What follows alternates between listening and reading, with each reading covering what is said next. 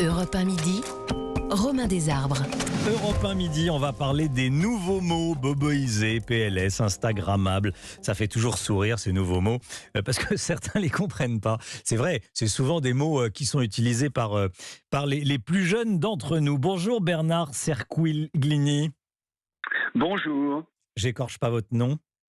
Mais non. Non, ça va. On peut le dire aussi plus simplement Cerquiglini, voilà. Cerquiglini, très bien, merci. Bon, merci beaucoup d'être avec nous. Vous êtes linguiste et vous êtes conseiller scientifique du Petit Larousse. Voilà, ça, je disais, ça fait toujours sourire parce qu'il y a toujours des mots qu'on comprend pas quand le Larousse sort ces nouveaux mots. Alors là, oui, j'en citais quelques-uns. Boboisé, PLS, Instagrammable. Qu'est-ce qu'il y a comme autre mot qui arrive? Il y a également malaisant, il y a également se ramiter. Alors ça fait beaucoup parler, se ramiter. Tiens, on va se pencher sur ce mot. Mais d'où sort ce mot, se ramiter? Redevenir amis. Après une longue brouille, ils se sont ramités. Mais où est-ce que vous avez trouvé ce nouveau mot?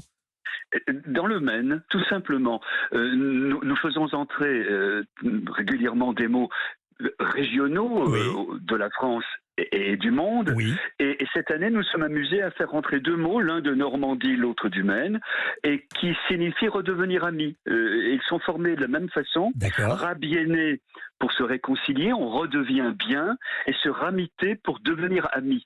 Cela peut sembler bizarre, mais c'est un très joli mot et qui est employé depuis toujours dans les provinces françaises. Vive les régionalismes. Ah, ça vous m'apprenez quelque chose, je ne savais pas d'où ça venait. Se ramiter. Alors, j'ai jamais entendu cette expression, ce mot redevenir ami après une longue brouille. Alors, il y a également. Vous voyez, au lieu de dire revenir ami après une longue brouille, on va dire se ramiter. C'est plus simple, c'est clair. Les régionalismes viennent enrichir notre langue. Ah, je vous confirme que c'est plus simple, que c'est plus court. La langue a toujours évolué ou pas? Où il y a eu des périodes où de l'histoire où elle a beaucoup plus évolué que d'autres?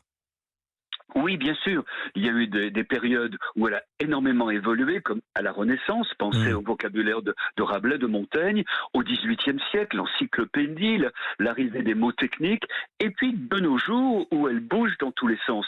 D'abord parce que beaucoup de mots issus de la communication, du numérique, de la médecine, la féconde, et d'autre part, eh bien, c'est une langue mondiale et il y a des mots qui viennent du Québec, du Sénégal, de nos régions, qui l'enrichissent aussi. C'est un épanouissement stupéfiant. Oui. Pendant la pandémie, nous avons créé aussi beaucoup de mots.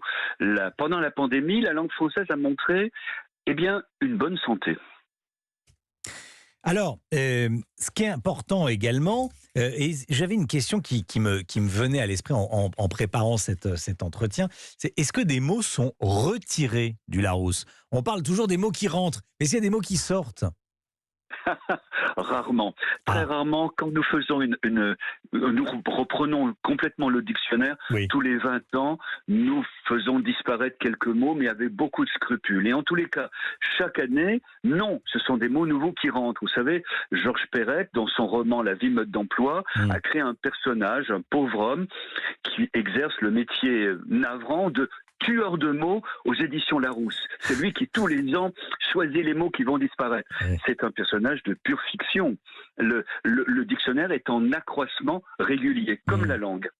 Alors, il y a beaucoup d'anglicismes. Homestaging, bon, ça, on en parle beaucoup. Faire du homestaging, c'est son nom m'échappe. Stéphane Plaza qui fait du homestaging à la télévision, sur la 6.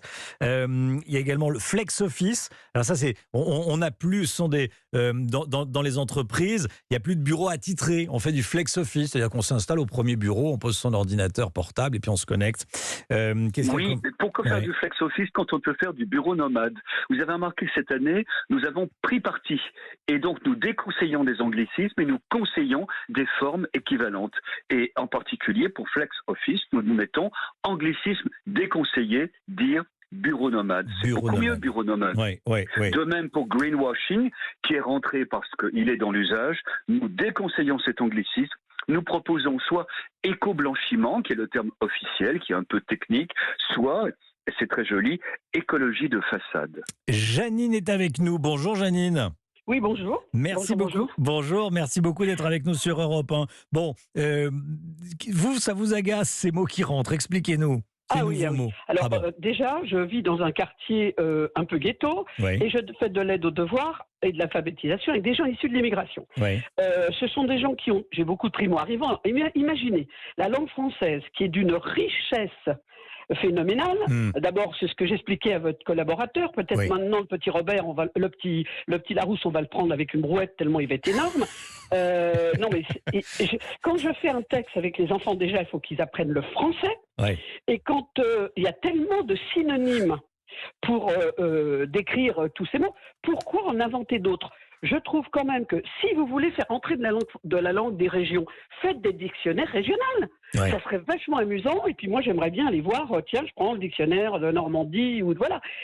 C'est vraiment moche. Vous voulez réintégrer, vous voulez intégrer des gens qui viennent d'un peu partout et vous commencez par pour apprendre le français, c'est compliqué. Oui. Le français, Oui. c'est quand même Ah oui, assez compliqué. oui, Hein, la grammaire, oui. tout ça, c'est compliqué. Et vous leur collez encore des trucs. Mais alors, attendez, ce monsieur-là, qui Bernard était avec Sicchilini, vous, qui vous oui, entend.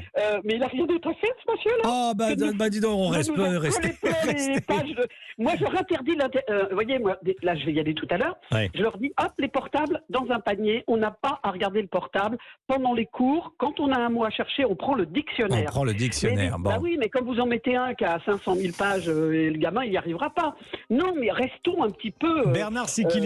Bernard Sicchilini, qu'est-ce que vous répondez brièvement, s'il vous plaît, parce qu'il y a la petite musique de fin. Qu'est-ce que vous répondez à Je Janine? comprends votre émotion, mais nous n'avons pas inventé ces mots, ils sont dans l'usage. Et un dictionnaire, ça sert à faire comprendre des mots. Vos gamins, ils vont peut-être tomber sur greenwashing, ils ne vont pas connaître ce mot, ils vont ouvrir le dictionnaire, qui est un dictionnaire maniable, contrairement à ce que vous dites, ils vont trouver greenwashing, ils vont trouver éco-blanchiment, ils vont comprendre, ils vont améliorer leur maîtrise du français. C'est donc le dictionnaire un outil fondamental pour l'œuvre que vous accomplissez, madame. Bernard Sicchilini et Janine, voilà, qui ont échangé sur Europe 1. Merci beaucoup à tous les deux.